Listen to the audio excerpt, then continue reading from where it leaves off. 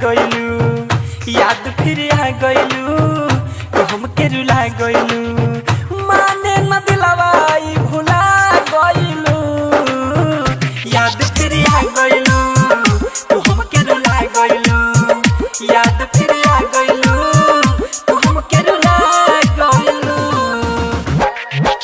Kanchan Ibrahimpur, Kanchan Ibrahimpur, Kanchan Ibrahimpur.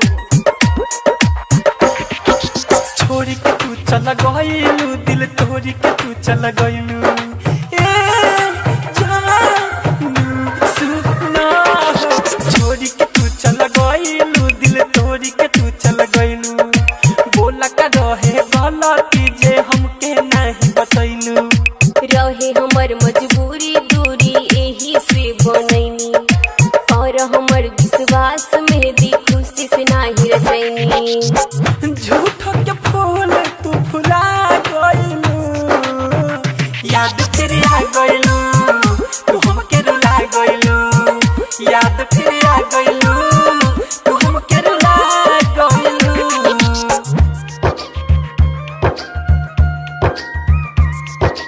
Music by Roshan Kumar. Kanchan Ibrahimpur, Kanchan Ibrahimpur, Kanchan Ibrahimpur. होके बहुत पछतावा, दिलवा के रहू तू ही दावा, ए बोला बोला बेवफा हो।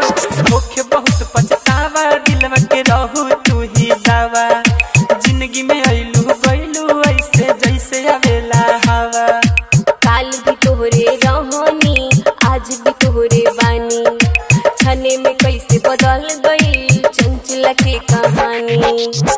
जा जा बेवफा तू हुआ गइलू, याद फिर आ गइलू, तू हमके रुला गइलू, याद फिर आ गइलू, तू हमके रुला गइलू, याद फिर आ गइलू, तू हमके रुला गइलू, याद फिर आ गइलू, तू हमके रुला गइलू, माने न दिलवा ई भुला गइलू, याद फिर आ गइलू, तू हमके रुला गइलू, याद फिर आ गइलू, तू हमके रुला गइलू।